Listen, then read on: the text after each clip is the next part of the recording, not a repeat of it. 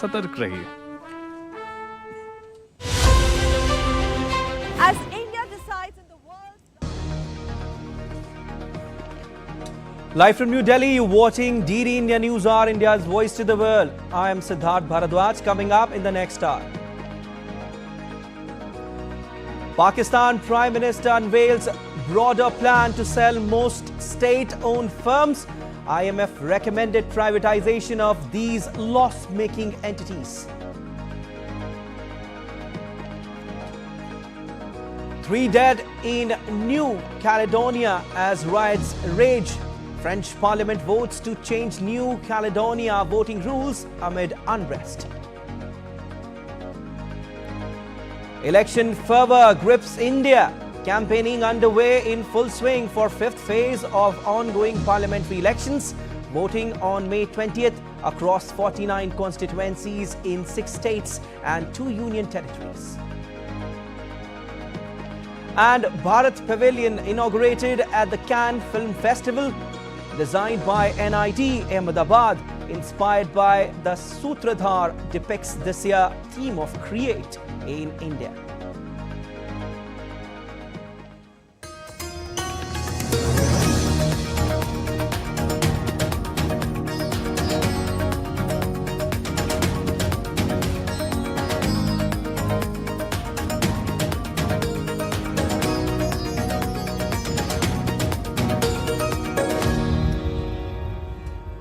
Pakistan will privatize all state-owned enterprises, whether they are in profit or in losses, only exception on strategic entities. Islamabad has listed 25 entities and assets on its privatization list. The announcement came a day after an International Monetary Fund mission opened talks in Islamabad for a new long-term extended fund facility. Privatization of loss-making entities has long been on the IMF's list of recommendations for Pakistan, which is struggling with a high fiscal shortfall and a huge external financial gap. Violent protests and a shutterdown strike in Pakistan-occupied Kashmir came to a halt following Islamabad's announcement of immediate grant of 23 billion to address demands for fair electricity pricing and subsidized wheat flour. However, the people of POK continue to struggle due to skyrocketing inflation. They still hope of justice and autonomy and future free from exploitation.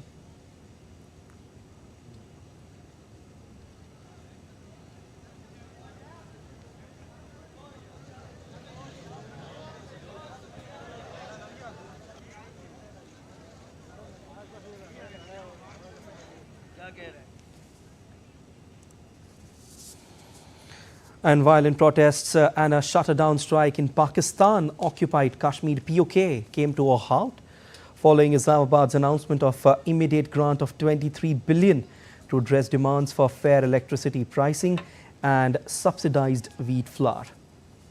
Now, joining me on the broadcast is S.R. Tayal, former senior diplomat from New Delhi. Sir, a very warm welcome to the show. Now, let me start with a quote by the Pak Prime Minister. All of the state-owned enterprises will be privatized, whether they are in profit or in losses. Coming this from the Prime Minister of a country whose economy is in shambles, how do you assess this and what implications would it have on the economy of this country?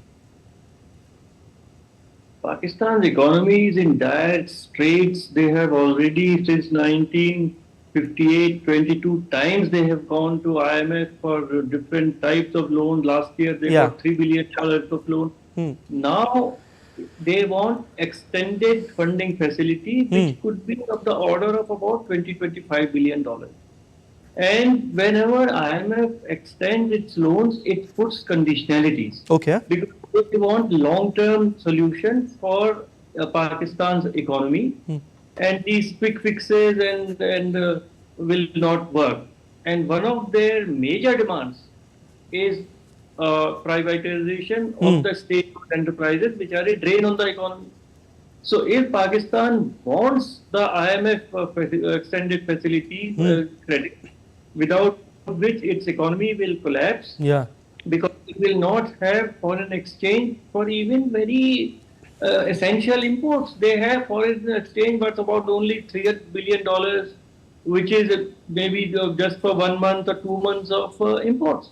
So what they will do, they will promise, but what I suspect is that they will promise a lot to IMF, but as in the past, they will perhaps not do too much. They have raised the energy tariffs, and that's why we saw Okay. in Pakistan occupied Kashmir, where a lot of demonstration against that. But their economy is in dire straits, and if they want IMF so money, they have promised a lot, but agree they will, they have promised a lot, but they will not live up to it. That's what you're trying to say. All right. Privatization will take place barring strategic entities, but it's not yet clear in Shahbaz Sharif's statement whether which sectors would be deemed strategic and non-strategic. But former privatization minister Fawad Hassan Fawadi said that any organization that is involved in purely commercial work can't be strategic by its very nature, which means there can't be any strategic commercial SOEs. Yes, this is now a statement in principle, and then there will be detailing, and apparently the number of state-owned enterprises in Pakistan is very, very high, and almost 30-35% of the GDP is perhaps contributed by them. But they are loss-making units, they are not adding to employment, and they are a drain on the wider economy. And of course, IMF believes in privatization, but sometimes their prescriptions are also very much opposed by the people of the countries where IMF gives loans. So the government of Pakistan will have to do a very fine balancing, so that IMF also is satisfied that Pakistan is doing enough and keeps on extending loans, whereas the conditionalities, whether it is the rise in the prices of energy, whether it is privatization of state-owned enterprises, because it has impact on employment, and a lot of people may lose jobs. And there is also a demand by IMF that Pakistan should raise taxes. Their tax to GDP ratio is just about 10.3%, whereas the Asia-Pacific ratio is about 20%. So there will have to take some very difficult steps. Yeah, I understand. To come out of this economic morass. All right, we leave it there. Thank you so much, sir, for joining us. I appreciate you joining us on the broadcast. Thank you. Well, in a recent spat between the US and China, Beijing has vowed to resolutely defend its interests in the face of huge new tariffs imposed by Washington. It also warned that the trade barriers would affect the wider relationship between the two economic superpowers. China has already criticized the plans. The new measures impact $18 billion in Chinese imported goods, including steel and aluminium, semiconductors, batteries, critical minerals, solar cells, and cranes. The White House has said the measures were a response to unfair policies and intended to protect U.S. jobs. But for too long, it hasn't been fair. For years, the Chinese government has poured state money into Chinese companies across a whole range of industries: steel and aluminum, semiconductors, electric vehicles, solar panels, the industries of the future, and even critical health equipment like gloves and masks. China heavily subsidized all these products, pushing Chinese companies to produce far more than the rest of the world can absorb, and then dumping the excess products onto the market at unfairly low prices, driving other manufacturers around the world out of business. In an unannounced visit to the Ukrainian capital, U.S. Secretary of State Antony Blinken has promised more support as Russia gains ground. He asserted that what Russia should and must pay to rebuild what they have destroyed in Ukraine. Making Russia pay for Ukraine's recovery and reconstruction. What Putin destroyed, Russia should and must pay to rebuild. It's what international law demands. It's what the Ukrainian people deserve. Blinken, who is visiting Ukraine after Congress passed the long-delayed $61 billion aid package, held meetings with a slew of leaders in Kiev, including President Volodymyr Zelensky, Prime Minister Denis Shmyhal, Foreign Minister Dmytro Kuleba, and civil society representatives. He also expressed US's intentions to use its power to seize Russian assets, as leaders demand to ensure uninterrupted assistance from Western partners. Our Congress has given us the power to seize Russian assets in the United States. We intend to use it. We're working with our G7 partners to see that Russia's immobilized sovereign assets are used to remedy the damage that Putin continues to cause. The G7 can unlock billions of dollars and send a powerful message to Putin that time is not on his side. And in the latest from the ongoing Russia-Ukraine conflict, the Russian Defense Ministry on Wednesday claimed to have repelled a Ukrainian drone attack on its Doordarshan region, saying that the air defenses had destroyed the drone. Meanwhile, Ukraine said that the Russian forces were establishing positions in Ukraine's Vovchansk town in Kharkiv region.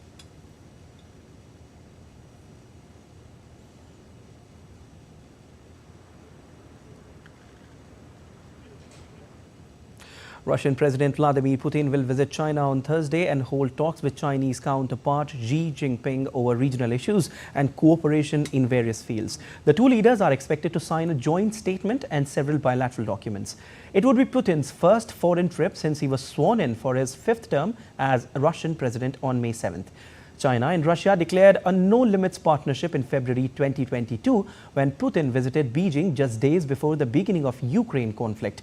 During the visit, Putin will also meet Chinese Premier Li Qiang to discuss trade and economic cooperation.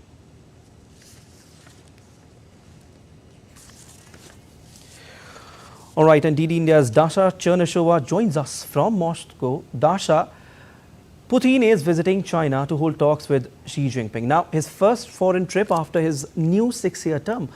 What can we expect? What details do you have for us? Well, that's right, a very important trip, given the very fact that it is the first overseas trip for the Russian president in his new 6-year term. It is actually mirroring the first trip of Chinese leader Xi Jinping, that he also made a trip to Russia first after taking his office last year. So certainly the understanding is very clear. The two sides are very serious about deepening partnership between the two. They are going to sign a document that will be actually talking about the strategic cooperation between these two countries that will include 30 pages. There will be several documents also signed, as well as agreements. So very importantly, the sides are expected to talk about trade. Trade turnover has already exceeded the benchmark of $240 billion US. That was in 2023. However, you have to keep in mind that there were some problems, and the UN-denominated export from China has been falling for 2 consecutive months by over 10% in March and in April. There have been complications with the Chinese banks clearing the payments with the Russian companies. This, many analysts are saying, is the result of the US sanctions, because Chinese banks are afraid of the secondary sanctions. So this issue is also expected to be high on the agenda. But as we got the comments from the Kremlin, we understand that there will be a very representative delegation from Russia traveling alongside the Russian president. The sides will hold negotiations, but also they will have on Thursday an opportunity to meet one-on-one in the informal part. They will be drinking tea and they will have a walk. That's according to the Kremlin aide Yuri Ushakov. And this is where some of the most pressing issues are expected to be discussed. All right. Dasha, apparently Putin wants a deal for the Power of Siberia 2 natural gas pipeline and seeks further Chinese support for conflict with Ukraine. Can you give us any update on this? Well, certainly the issue of Ukraine is an important one. China has proposed a 12-piece plan, and Moscow has said that it welcomes China taking a neutral stance on the conflict in Ukraine. Moscow insists that China understands the root causes of the conflict in Ukraine, and that Moscow and Beijing together, they do stand as the balancing power in world politics. So Moscow views China as an important partner, and that's why any discussion on Ukraine is obviously highly expected to take place. Having said that, the Power of Siberia 2 is an important project, and Moscow certainly will be willing to kickstart it, especially given the very fact that the negotiations on that have been taking place since 2000. So certainly these are the issues that are also on the table. But keep in mind that Russia has been sanctioned by the Western countries, and that's why it had to pivot towards the Asian markets. And China here is a very important partner for Russia, but also for China. Russia is an important partner in terms of its politics. critics, analysts underline that Moscow has been the only country that was fully supporting all initiatives of Beijing, be it at the UN Security Council or on other international platforms. All right, we leave it there. Thanks for analysis, Darshan, and thanks for joining in. Well, still to come on DD India NewsHour. Thousands of protesters shut down a major intersection in Tbilisi. Stay tuned to know why. Israeli Defense Force claims they have eliminated Hezbollah senior field commander Hossein Ibrahim Mekki. Philippines sends 3 Coast Guard vessels to ensure the safety of a civilian flotilla. Details ahead. Stay tuned.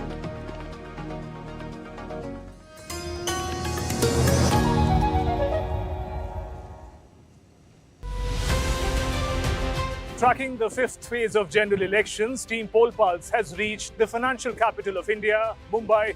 In this phase, 13 seats are up for grabs in Maharashtra, including 6 in Mumbai. In the last 2 years, the political equation of Maharashtra have dramatically changed after a split between the 2 major regional parties, Shiv Sena and the NCP. As campaigning peaks, there are now 6 principal political players in the fray. Join us as we track the pulse of Indian democracy. Watch Poll Pulse on DD India.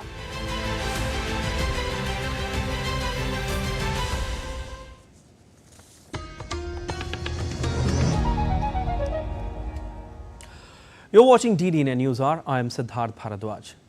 Now, violence in French Pacific territory of New Caledonia refuses to die as France votes to amend the New Caledonia's voting rule. At least 2 people were killed in fresh clashes and over 130 arrests made so far. President Emmanuel Macron has condemned the violence and called for calm. He will also chair a crisis meeting.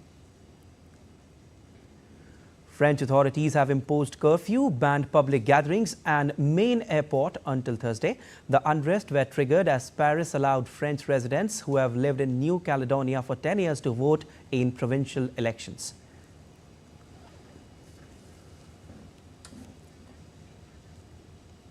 While DD India's Ross Cullen reports from Paris. Well, the High Commissioner for France, the top administrative official on the island, Louis Lefranc, has described the situation in New Caledonia to French media on Wednesday as insurrectional. There have been riots on the island since Monday. We have seen cars torched, shops looted, police stations set on fire. This is as protests have turned violent. There have been fatalities. Hundreds of people have been injured. There have been dozens of arrests. We have had numerous reports of police officers injured as well. This is all tied to protests related to constitutional reforms that were being debated earlier in the week and which last night, Tuesday night, local time, passed by MPs here in Paris in the National Assembly. They would give more voting rights to French residents who've been living on the island for at least 10 years. However, native New Caledonians believe that this could dilute the vote of the indigenous people on the island, the Kanaks. New Caledonia is a French overseas territory, home to some 270,000 people. It's in the Pacific Ocean, located about halfway between Australia and Fiji. In Paris, Ross Cullen reporting for DD India. Well, in the Georgian capital, thousands of protesters shut down a major intersection after Parliament passed the 3rd and final reading of a foreign agents bill. The legislation now faces a likely veto by Georgia's president, which the Parliament can override by holding an additional vote. The foreign agents law would require organizations receiving more than 20% of their funding from abroad to register as agents of foreign influence. The White House said on Tuesday the United States is deeply troubled by Georgia's foreign agents legislation. We're deeply troubled by Georgia's Kremlin-style foreign agents legislation, which just passed, as you just stated, Parliament, and we expect the president to veto it. While it is unclear whether Parliament will try to override a potential veto, we have been outspoken about our concerns with the legislation, which runs counter to democratic values and would move Georgia further away from the values of the European Union, and let's not forget also NATO. NATO has also expressed concerns, terming it as a step in wrong direction. They have urged Georgia to change course and respect the right to peaceful protest.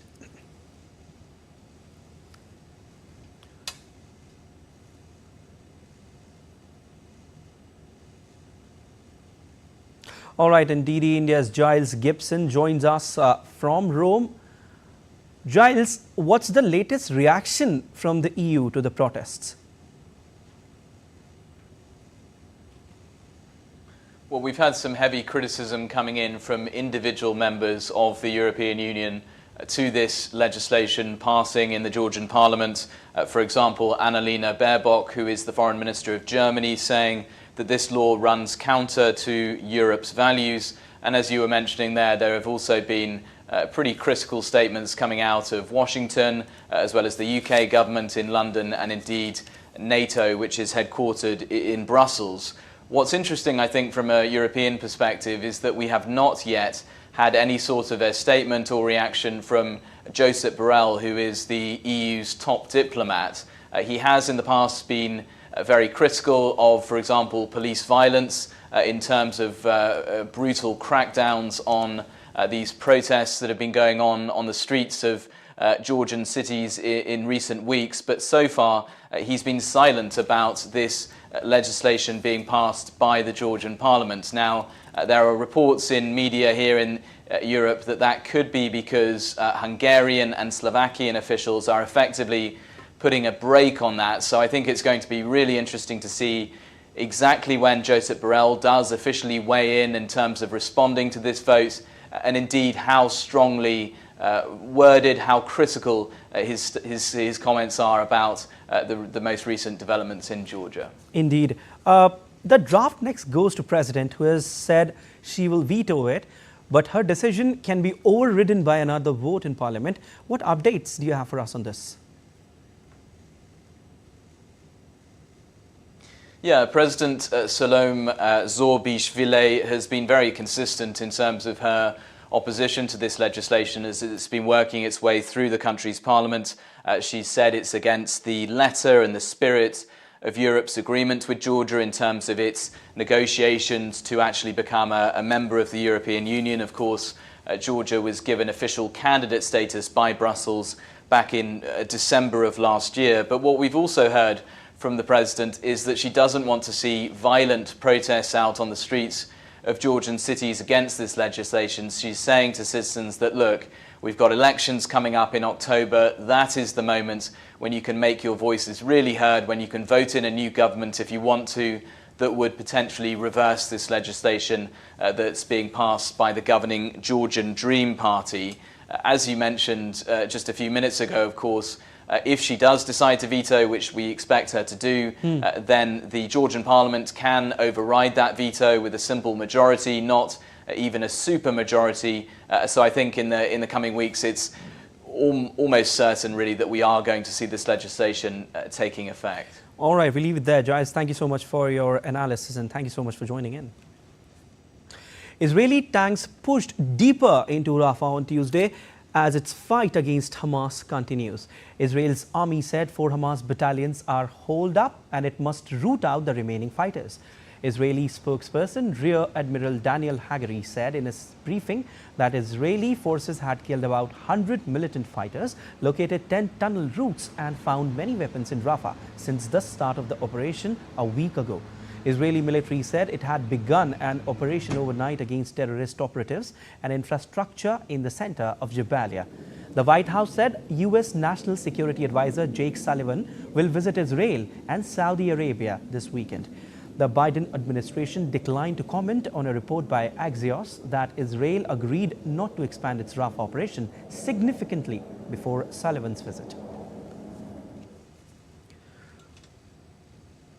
Israeli Defense Force on Wednesday released a video claiming to show a strike on Hezbollah senior field commander Hossein Ibrahim Mekki. Now, the video shows what appears to be a vehicle driving down a road followed by an explosion. IDF said Mekki was responsible for various acts of terrorism against Israel. Lebanon on Tuesday reported that at least 2 people were killed by an Israeli airstrike targeting a car in southern Lebanon's Tyre, including a field commander from Lebanon's Hezbollah. Fighting between Israel and Hezbollah has been running in parallel to the 7-month-long conflict in Gaza, in the most intense confrontation since the two sides fought a war in 2006.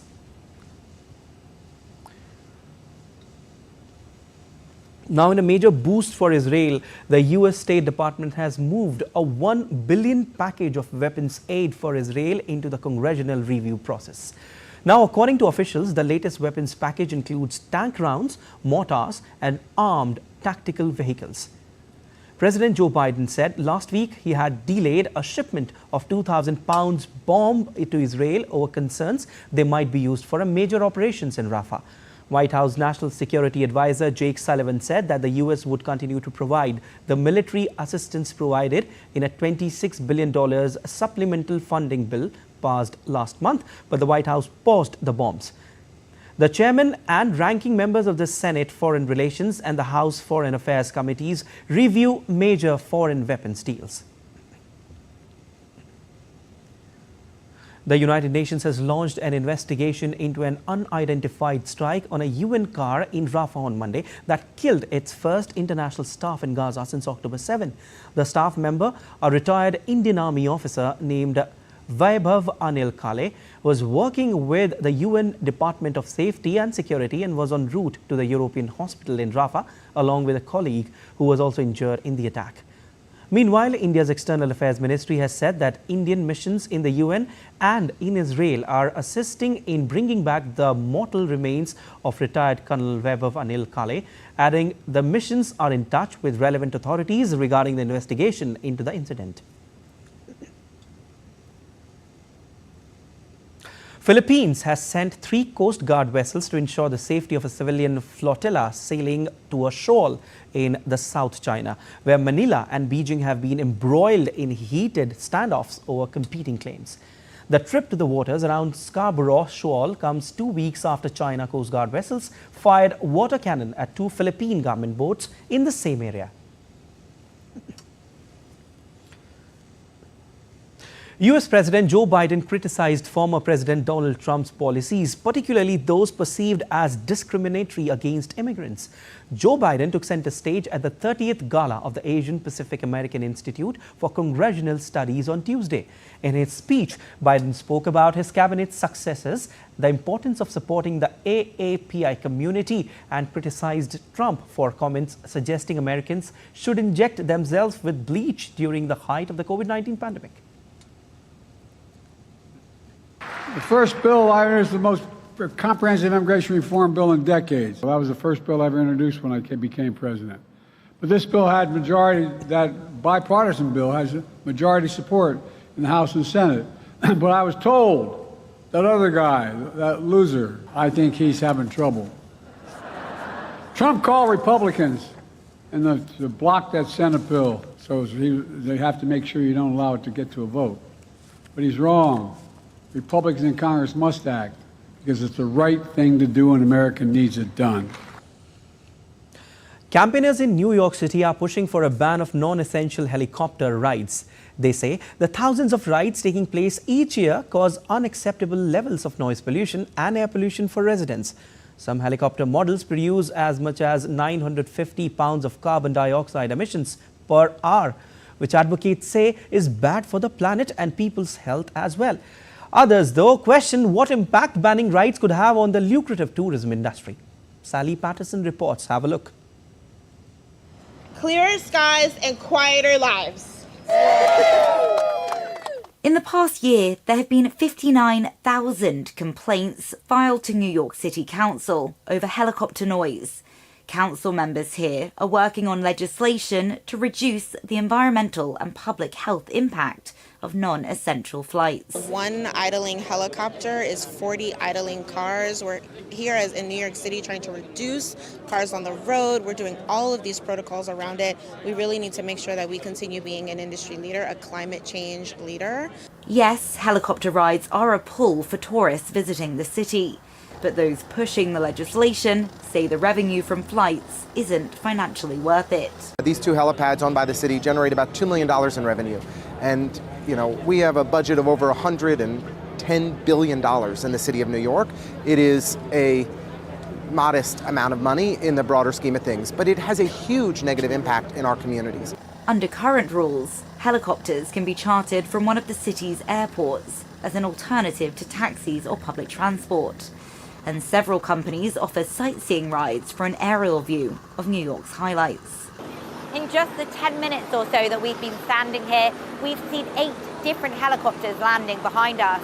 From this heliport in downtown Manhattan, tourists can enjoy a ride across the city for around $250. But people living in the flight path say they're the ones paying the real price. Mimi Kajina lives just across the East River. She tells me the flights run over her home all day, 7 days a week. The dishes on the shelves rattle. You can't speak to the person standing next to you in your own home. You have to stop and wait for the helicopter to pass by. For an individual to have the money to harass, basically it's harassment, harass thousands of people every 20 minutes, I think it's wrong. One of the council's proposed laws would implement a noise tax on flights taking off or landing at the city's heliports. And if that were done, I estimate that just that tax, which would be passed on to the passengers, would eliminate a third to a half of the demand for helicopters. So it would get rid of as much as a half of helicopter flights. But in order to outlaw the city's popular helicopter highway, campaigners likely have a choppy ride ahead. Sally Patterson in New York, reporting for DD India. And still to come on DD NewsHour. Google parent company Alphabet unveils a revamped version of its AI chatbot, Gemini. Rivers in South Brazil are rising as flood rescue efforts continue. Stay tuned for more details.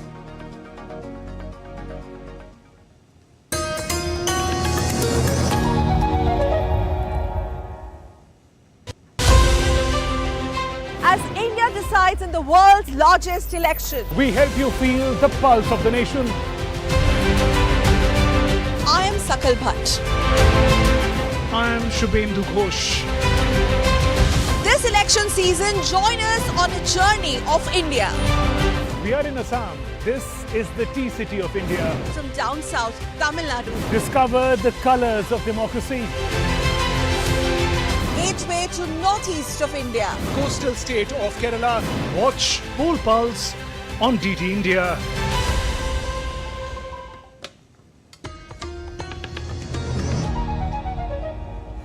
You're watching DD India NewsHour. I am Siddharth Bharadwaj, and a quick recap of the headlines. Pakistan PM unveils broader plan to sell most state-owned firms. IMF recommended privatization of these loss-making entities. 3 dead in New Caledonia as riots rage. French Parliament votes to change New Caledonia voting rules amid unrest. Election fervor grips India. Campaigning underway in full swing for 5th phase of ongoing parliamentary elections. Voting on May 20th across 49 constituencies in 6 states and 2 union territories. All right, let's get you the latest on the world's largest democratic election in India.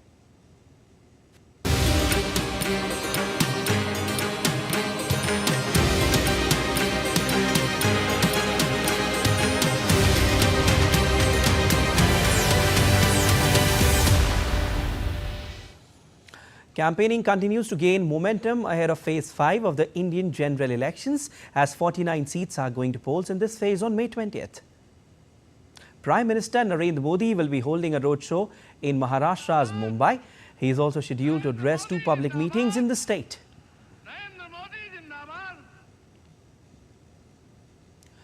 BJP leader and Union Home Minister Amit Shah addressed an election rally in West Bengal's Serampore. Addressing the rally, Amit Shah said the people have to decide who to choose for the welfare of the country. Later in the day, he will also hold public meetings in Odisha. BJP National President JP Nadda will hold public meetings in Bihar, West Bengal and Odisha on Wednesday.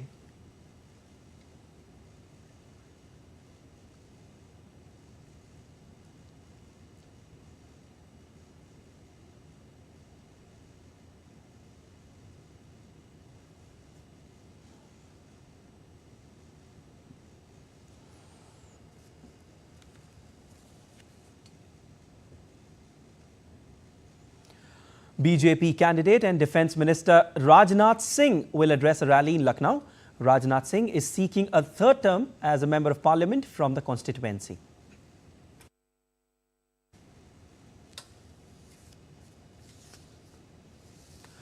Congress leader Rahul Gandhi addressed a public meeting in Odisha. He said a list of families will be finalized with the women from each family chosen for an amount of 8,500 rupees each in their accounts.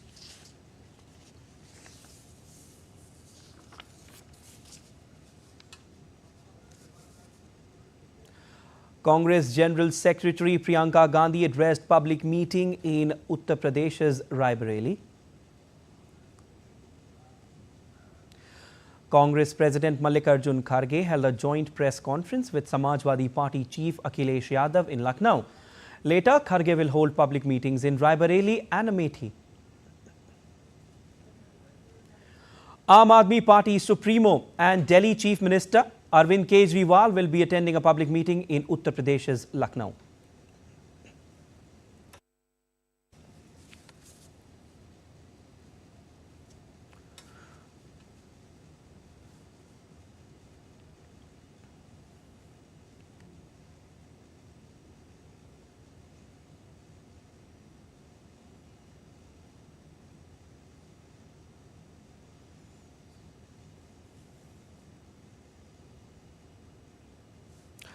And DD India correspondent Dibyendu Mondal joins us from Serampore, from Hooghly in fact.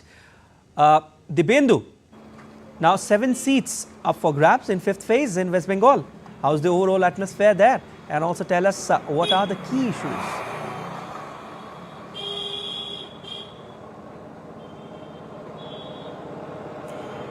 Well, Siddharth, that's right. We are currently in between the Srirampur as well as the Hooghly constituency here in West Bengal. As you said, there are 7 seats that are currently going to polls in the 5th phase. And most of these 7 seats are the neighboring seats of Kolkata, some in the Howrah, Hooghly and the North 24 Parganas district. Most of the issues pertaining to this election is, of course, the key issue of the Citizenship Amendment Act that was passed by the Indian Parliament and the BJP government in 2019. At least, this particular issue will be impacting at least 3 out of the 7 seats that is currently going to polls on the 20th of May in the 5th phase. Currently, I am, as I said, in between Hooghly and Srirampur. Today, Amit Shah addressed a rally in Srirampur for the BJP candidate Kabir Shankar Bose here in Srirampur, who's contesting for the first time on a BJP ticket and seeking his election against the Trinamool Congress's Kalyan Banerjee, who is seeking his 4th term, in fact, this time around from the Srirampur constituency. The Home Minister Amit Shah also spoke about the Citizenship Amendment Act while addressing the issue here in Bengal. He was in Bangaon Lok Sabha constituency yesterday, which has about 35% of the Mathua community for whom the Citizenship Amendment Act was passed by the Indian Parliament way back in 2019. So, of course, the CAA is going to be a crucial issue in this particular phase of election. Apart from that, the issue of corruption, which has been which the TMC government is battling and struggling to counter, is something that the people are also questioning here. Union Home Minister Amit Shah also raised the issue of corruption. He spoke about how 50 crore rupees was seen tumbling out of the house of a former union minister in the Trinamool Congress government, Partho Chatterjee. He was the education minister then. The SSC scam that has rocked the West Bengal government and the Trinamool Congress is something that the BJP has also made a weapon to attack the TMC. Back to you. All right, we'll keep taking updates from you, Dibyendu. Thank you so much for joining in. Well, in the wake of completing 1 year in office as US Ambassador to India, Eric Garcetti on Monday, taking to X, highlighted the deepening friendship and strengthening bond between the US and India. Calling the past 1 year incredible, Garcetti wrote, 1 year as US Ambassador to India. What a ride it's been. A whirlwind of diplomacy and deepening friendships. From diving into vibrant cultures to strengthening the bond between our nations, every moment has been incredible. But it's the warmth of the people and our shared dreams that truly stole my heart. Here's to many more milestones and writing the next chapter of the US-India partnership together. Are making together. It will blast off later this year, so that young babies like Tigan here will enjoy a future in which he, sure, is crying now, but one day will be happy when we put him in space.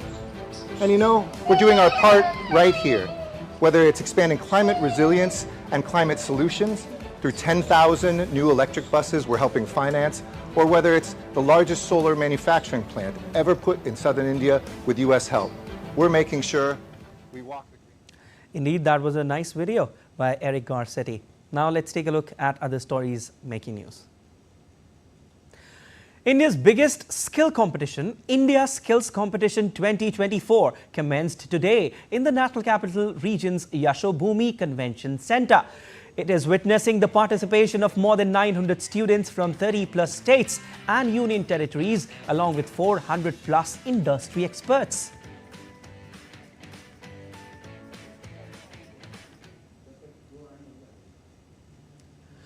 One body has been taken out and a total of 14 people have been rescued safely in India's Kolehan mine collapse. The incident took place in Rajasthan's after lift carrying a vigilance team crashed in the late hours of Tuesday. Vulla Lake in India's Jammu and Kashmir received a majestic makeover as tourists flocked the serene lake. The makeover is aimed to create an eco-friendly boulevard along the periphery of lake. It is reminiscent of the iconic boulevard of Dal Lake.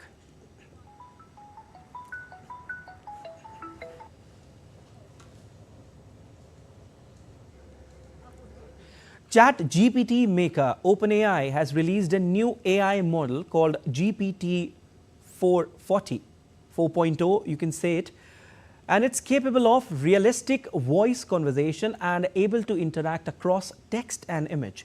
Its latest move to stay ahead in race to dominate the emerging technology. Here's a report. Nope, could we soon be having real conversations with AI? I want to introduce you to somebody. Well, hello there, cutie. What's your name, little fluffball? This is Bowser. ChatGPT maker OpenAI has released a new model called GPT 4.0, capable of realistic voice conversation and able to interact across text and image. The hottest temperatures occur around July. New audio capabilities let users speak to ChatGPT and obtain real-life responses with no delay. They can also interrupt ChatGPT while it is speaking. Both of these new capabilities are hallmarks of realistic conversations that AI voice assistants have found challenging up until now. OpenAI researchers showed off GPT 4.0 at a live stream event. So I'm on stage right now, I'm doing a live demo, and frankly, I'm feeling a little bit nervous. Can you help me calm my nerves a little bit? Oh, you're doing a live demo right now? That's awesome. Just take a deep breath. In another demo, ChatGPT used its vision and voice capabilities to help a researcher solve a math equation. Okay, I think it's the vision. Let me try to divide both sides by 3 and let me see what I get. Bingo! Go ahead and divide both sides by 3. Okay, so ChatGPT, this is what I ended up with. How does this look? It looks perfect. You've solved it, and x equals 1. Nicely done. How do you feel about solving linear equations now? OpenAI's Chief Technology Officer, Mira Murati, says the new model would be offered for free. She added that paid users of GPT-4o will have greater capacity limits than the free users. Shortly after launching in late 2022, ChatGPT was called the fastest application ever to reach 100 million monthly active users. But OpenAI faces growing competition and pressure to expand the user base of ChatGPT. Well, amid rising competition with OpenAI, Google parent company Alphabet has unveiled a revamped version of its AI chatbot, Gemini. The latest additions include Gemini 1.5 AI models known as Flash that is faster and cheaper to run, a prototype called Project Astra, which can talk to users about anything captured on their smartphone camera in real time. Apart from this, search results will be categorized under AI-generated headlines. The power of Gemini with multimodality, long context, and agents brings us closer to our ultimate goal, making AI helpful for everyone. We see this as how we will make the most progress against our mission, organizing the world's information across every input, making it accessible via any output, and combining the world's information with the information in your world in a way that's truly useful for you. Well, AI is certainly doing the rounds all over the globe, whether it's ChatGPT's 4o or Google's new variant. Now, news coming in from Brazil, wherein rivers are rising as flood rescue efforts continue. At least 147 people have been killed and more than 800 injured in the deluge. Rescuers are searching for 127 people reported missing. Farmers and small-time workers are mourning loss of their livelihood and cattle.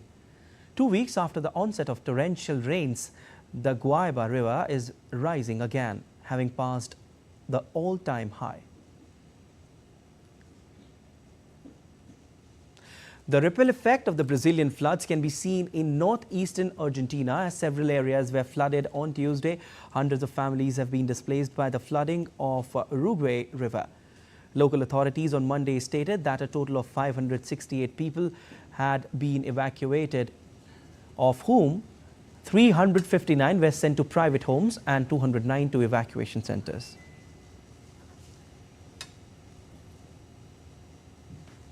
As we move through mid-May, various regions across India are experiencing diverse weather patterns.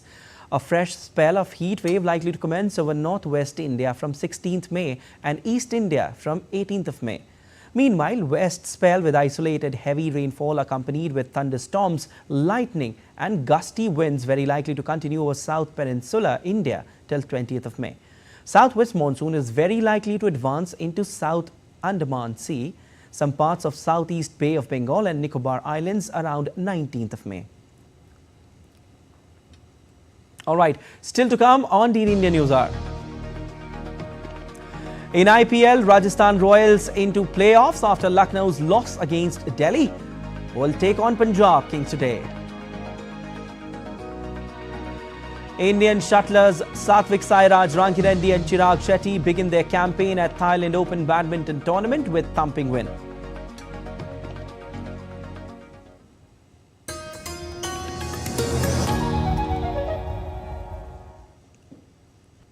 Hype versus facts. In-depth news and analysis with experts who will help you decide why this election matters. DD India is the main election headquarters with numbers most accurate, data most reliable, and viewership across the platforms. Stay tuned to the Great Indian Election only on weekdays at 8:30 p.m. IST and 1500 hours GMT. Tracking the fifth phase of general elections, Team Poll Pulse has reached the financial capital of India, Mumbai. In this phase, 13 seats are up for grabs in Maharashtra, including 6 in Mumbai. In the last 2 years, the political equation of Maharashtra have dramatically changed after a split between the two major regional parties, Shiv Sena and the NCP. As campaigning peaks, there are now 6 principal political players in the fray. Join us as we track the pulse of Indian democracy. Watch Poll Pulse on DD India.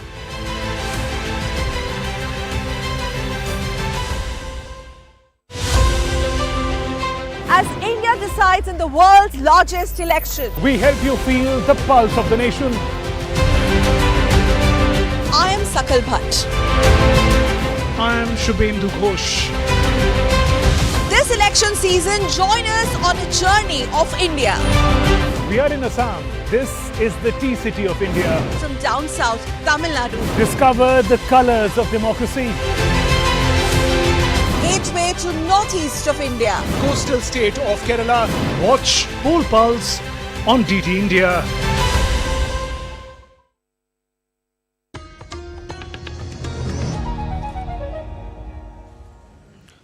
You're watching DD India NewsHour. I'm Siddharth Bharadwaj.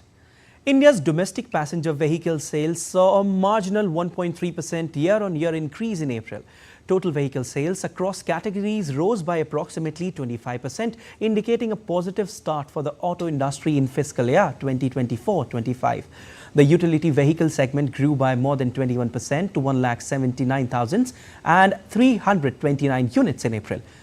Van segment also grew by 15% in the last month as compared with numbers of units sold in April last year. Total two-wheeler sales also reported a strong growth of around 31%. Well, Moody's ratings pegged the growth of Indian economy at 6.6% for financial year 2024-25. The global agency said that the growth will be driven by a strong credit demand that will boost the non-bank financial company sector. It also said that the Indian economy has emerged stronger from the COVID-19 pandemic. Moody's added that India benefited from infrastructure development.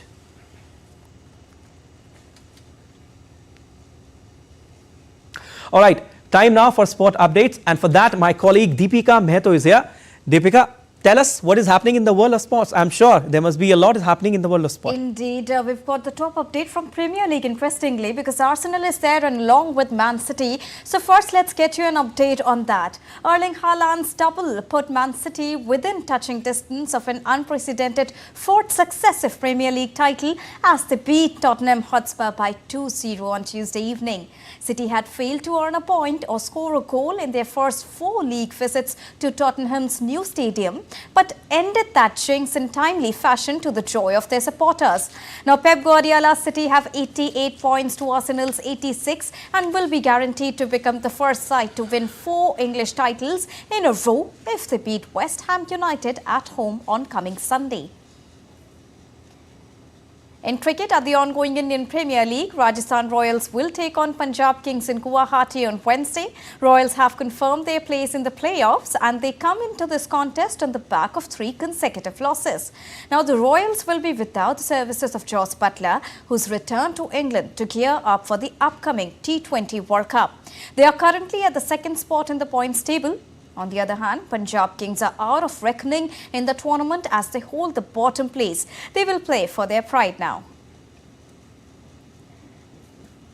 Staying on cricket, the Board of Control for Cricket in India announced the schedule for the upcoming South Africa Women's All-Format Tour of India. India will host South Africa for 3 ODIs, 1 Test and 3 T20Is.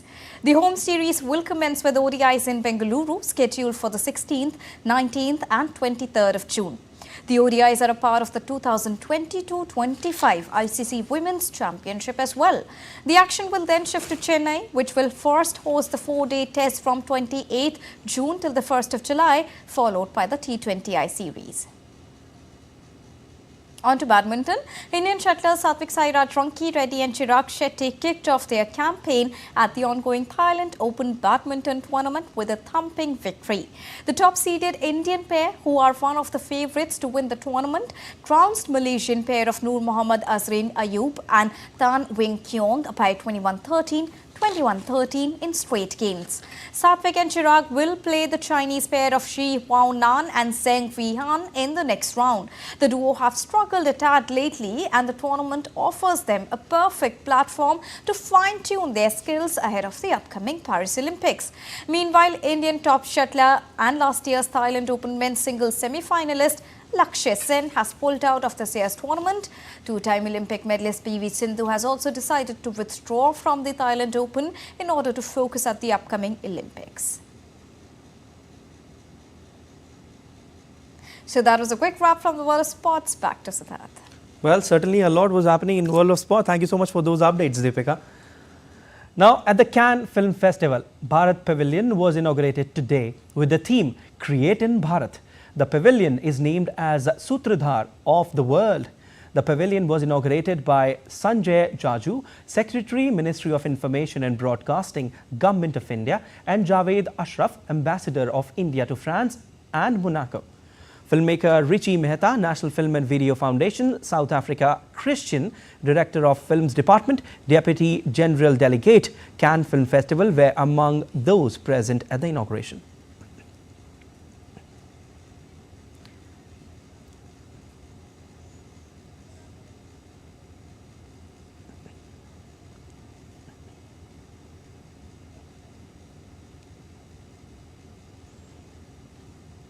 And for more, we are joined by our correspondent Shama Mishra from Cannes. Shama, how's it going there? How's the atmosphere? I'm sure everyone is enjoying. They are really not enjoying because of the weather, because it's been raining since 2 days, and it's been raining to dampen the mood over here. However, whenever the rain stops, the movie buffs are out in huge numbers, and today is an important day because the second day of the Cannes Film Festival, there's Marché du Film which is getting inaugurated. You've already mentioned about the Bharat Pavilion, which got inaugurated just a few minutes back, and now we have moved towards, now you can see over here, this entire area is called 108 Village International, where you can see queues of people waiting to enter the Marché du Film because this is getting inaugurated today, and this showcases the best of technology, AI, everything which is related to the film industry and what it takes to make a movie. So this is there. Apart from that, if you see that these are tents and these are pavilions of various countries. We've been told around 60 countries have put up their pavilion at the Marché du Film, also at 108 Village International. So this will not just be showcase of critically acclaimed movies, but also the business talks of what it takes to make a movie. So we did see that with some glitters and all enthusiasm, we did see and witnessed the biggest red carpet event of the film festival, with Meryl Streep walking down the red carpet, and everybody around the red carpet, not just the photographers, not just the paps, but also the locals came out in large numbers to witness some of the best critically acclaimed actors and actresses.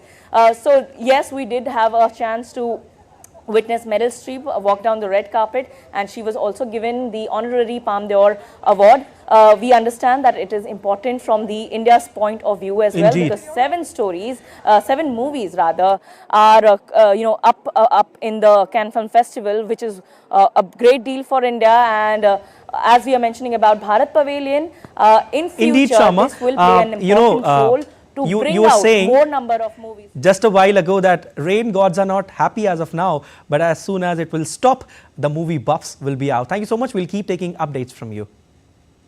Well, that's all for this edition of DD India News Hour, but let us know your thoughts on the news of the day. You can connect with us on Facebook, Instagram, and for those on the go, you can get all the latest news and updates from India and across the world on the DD India mobile app. The app is available on both Android and iOS platforms. Scan the QR code on the screen to download now.